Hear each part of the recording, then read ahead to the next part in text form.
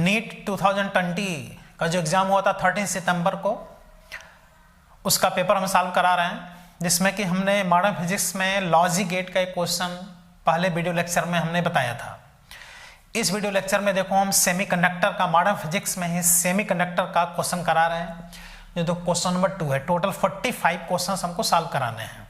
45 question एक subject में आते हैं। फिजिक्स में 45 क्वेश्चन, केमिस्ट्री में 45 क्वेश्चन, जूलॉजी में 45 क्वेश्चन एंड बॉटनी में 45 क्वेश्चन। कुल मिला के बायोलॉजी में 90 क्वेश्चन, केमिस्ट्री और फिजिक्स मिला के 90 क्वेश्चन, 180 क्वेश्चन टोटल रहते हैं।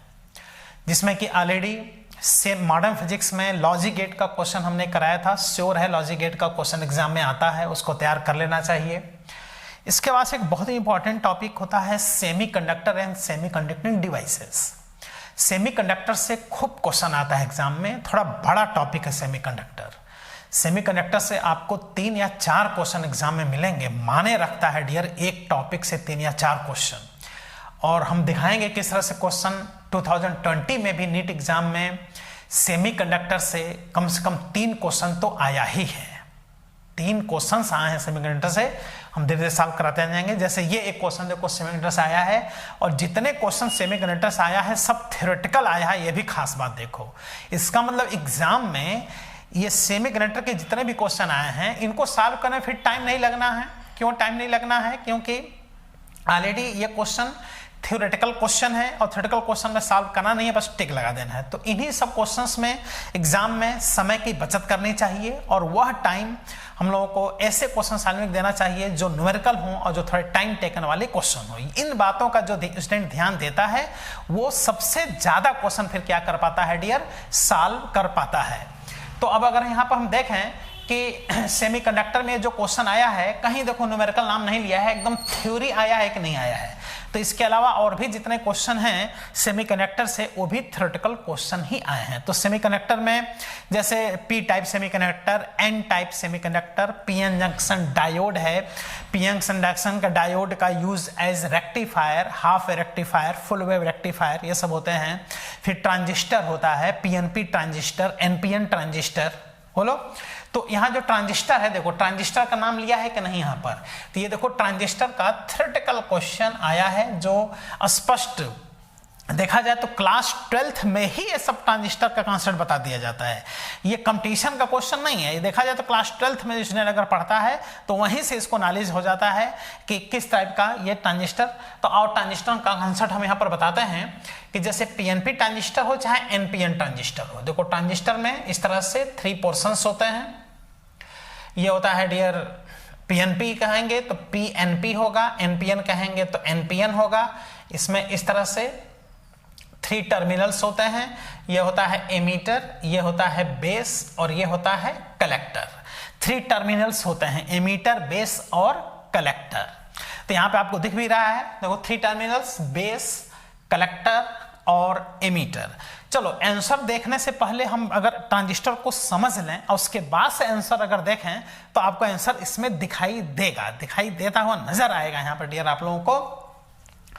जिसमें कि खास बात होता है कि कोई भी ट्रांजिस्टर बनाया जाता है तो स्टूडेंट ये समझता है कि देखो ये पी टाइप है, इधर भी पी टाइप है, तो ये समझता है कि ये एमीटर है, ये कलेक्टर है, तो इसको एमीटर कह दे चाहे इसको कलेक्टर कह दे, जबकि ऐसा नहीं होता। Emitter and collector in transistor are not interchangeable to each other. ये दोनों इंटरचेंज नहीं हो सकते, क्योंकि एमीटर, कलेक्टर और बेस के साइज में अंतर होता है और डोपिंग डेंसिटी में अंतर होता है, डिफरेंस होता है।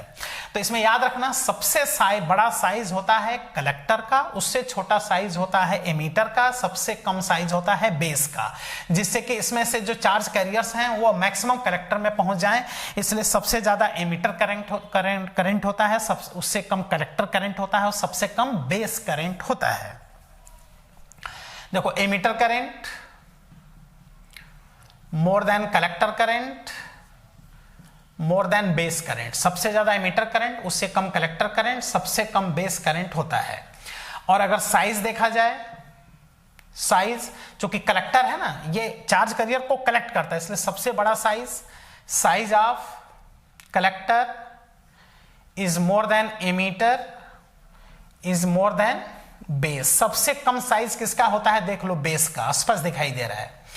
और डोपिंग कंसंट्रेशन, डोपिंग डेंसिटी अगर देखें तो चूंकि ये एमिटर होता है, चार्ज कैरियर्स को एमिट करता है, इसलिए एमिटर की डोपिंग सबसे ज्यादा रखा जाता है।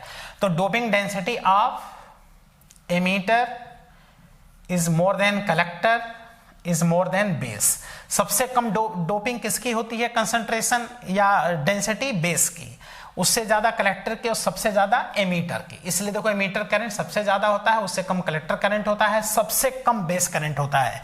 अगर 100 मिली एम्पियर एमीटर करंट है तो 99 मिली एम्पियर उसमें कलेक्टर करंट होगा और 1 मिली एम्पियर क्या होगा डियर, बेस करंट होगा, क्योंकि बेस का साइज बहुत ही पतला रखा जाता है। तो देखो ये कंप्लीट थ्योरी जब हम लोग कंप्लीट कोर्स पढ़ाते हैं तो उसमें एक एक लाइन हर बात बताते हैं, जिससे स्टूडेंट को दिमाग में वो कॉन्सेप्ट बैठ जाता है और उसके बाद से उसको आंसर ढूंढने में जरा सा भी दिक्कत नहीं होता है। सब क्लास 12th में ही स्टूडेंट को बता दिया जाता है, ठीक है। मॉडर्न फिजिक्स में सेमीकंडक्टर में, सेमीकंडक्टर थोड़ा बड़ा टॉपिक है जिसमें एम्पलीफायर, रेक्टिफायर, उधर स्पेशल पर्पस डायोड में solar cell, photo diode, light emitting diode complete बताया जाता है, ठीक ना। सोलर सेल है तो उसपे देखो अब आंसर तुम ढूंढ लो यहां पर देखो। और ये भी खास बात कि ये एमीटर बेस, ये हमेशा ये जो एमीटर बेस होता है जंक्शन, इसको फॉरवर्ड बायसिंग में रखा जाता है, और इधर देखो कलेक्टर बेस जंक्शन को हमेशा रिवर्स बायसिंग में रखा जाता है। ये हमेशा फॉरवर्ड बायसिंग में होगा, ये हमेशा रिवर्स बायसिंग में होगा। अब बायसिंग भी कंप्लीट होता है भाई, एक फॉरवर्ड बायसिंग है, एक रिवर्स बायसिंग में। फॉरवर्ड बायसिंग में करंट ज्यादा मिलता है, रिवर्स बायसिंग माइन्यूट करंट मिलता है due to magnetic charge carriers. तो इस हिसाब से देखते हैं यहाँ पर। अब आंसर ढूंढते हैं, अगर थ्योरेटिकल नॉलेज ये सब ट्रांजिस्टर का है तो आंसर ढूंढने में बहुत ही आसानी से स्टूडेंट इसको ढूंढ सकता था। देखो base emitter and collector region should have same doping, ये डोपिंग है, सेम डोपिंग कंसंट्रेशन। कह रहा है कि बेस एमीटर और कलेक्टर का डोपिंग कंसंट्रेशन इक्वल होना चाहिए। तो इसे पढ़ते ही एक बार भी स्टूडेंट अगर इसको पढ़ा हो तो तुरंत आपसे समझ में आ रहा है कि आंसर गलत है। देखो ये आंसर निश्चित है कि गलत हो गया, क्योंकि डोपिंग डेंसिटी इसका ज्यादा होता है, इसका कम होता है, इसका सबसे कम होता है। तो ये ऑप्शन गलत हुआ कि नहीं। देखो base emitter and collector region should have same size, तीनों की साइज सेम हो तो कह रहा है। स्पष्ट देख लो, साइज सबसे कम किसका है, बेस का, उससे ज्यादा एमीटर का, सबसे ज्यादा कलेक्टर का। तो ये भी ऑप्शन गलत हो गया, कुछ सोचना ही नहीं है, स्पष्ट आंसर दिखाई दे रहा है। जो भी ऑप्शन पढ़ते जा रहा हो उसमें क्या मिस्टेक है तुरंत पता चल जा रहा है। Both emitter junction as well as the collector junction are forward biased. कह रहा है कि ये भी फॉरवर्ड होगा, ये भी फॉरवर्ड होगा, जबकि ऐसा नहीं होता। इधर फॉरवर्ड होता है, इधर क्या होता है, रिवर्स होता है। वो पीएनपी ट्रांजिस्टर हो चाहे एनपीएन ट्रांजिस्टर हो। Emitter base junction forward biasing होता है, उधर collector base junction reverse biasing होता है। इसके इसी वजह से यह एम्पलीफायर की तरह काम करता है, मतलब यह लो सिग्नल को हाई सिग्नल में कन्वर्ट कर देता है, लो पावर को हाई पावर में कन्वर्ट कर देता है। एम्पलीफायर रेडियो में लगा होता है, मोबाइल में लगा होता है, लाउड स्पीकर में लगा होता है, जहां भी तेज साउंड सुनाई देता है वहां पर एम्पलीफायर लगा होता है। तो ये तीनों ऑप्शन गलत हो गया। तो जाहिर है कौन सा ऑप्शन सही है डियर, 4 वाला ऑप्शन सही है। The base reason must be very thin, बहुत सही। देखो बेस रीजन बहुत ही थिन होना चाहिए एंड लाइटली डोप्ड, बहुत ही हल्का इसकी डोपिंग होना चाहिए, जिससे इसमें चार्ज कैरियर सबसे कम रहे। इसलिए यहां से आइडिया लग रहा है कि ये 4 ऑप्शन यहां पर 4 नंबर ऑप्शन करेक्ट है। अब ऐसे थ्योरेटिकल क्वेश्चन स्टूडेंट अगर गलत करता है एग्जाम में तो उसकी मेरिट फिर गड़बड़ होती है। ये सब क्वेश्चन एकदम गलत नहीं होने चाहिए। इन सब क्वेश्चन से कई फायदे होते हैं, कम से कम समय में सॉल्व हो जाते हैं, और जो समय की बचत होती है उन सब क्वेश्चंस को, समय को ऐसे क्वेश्चन में देना चाहिए जो थोड़े हार्ड क्वेश्चन हो, जो थोड़े न्यूमेरिकल हो, जिसमें थोड़ा सॉल्व करने में टाइम लगे, तब जाकर स्टूडेंट की मेरिट अच्छी बनती है। ठीक है, अब फिर मुलाकात हम लोग की होगी अगले वीडियो लेक्चर में, जिसमें कि हम आगे इसके और भी क्वेश्चन सॉल्व कराएंगे, क्योंकि ऑलरेडी हम 2 नंबर क्वेश्चन इसका सॉल्व करा चुके। इसके बाद सब क्वेश्चन नंबर 3, 4, 5 इस तरह से आगे सॉल्व कराते जाएंगे। टोटल 45 क्वेश्चन इसमें हम सॉल्व कराएंगे। ओके।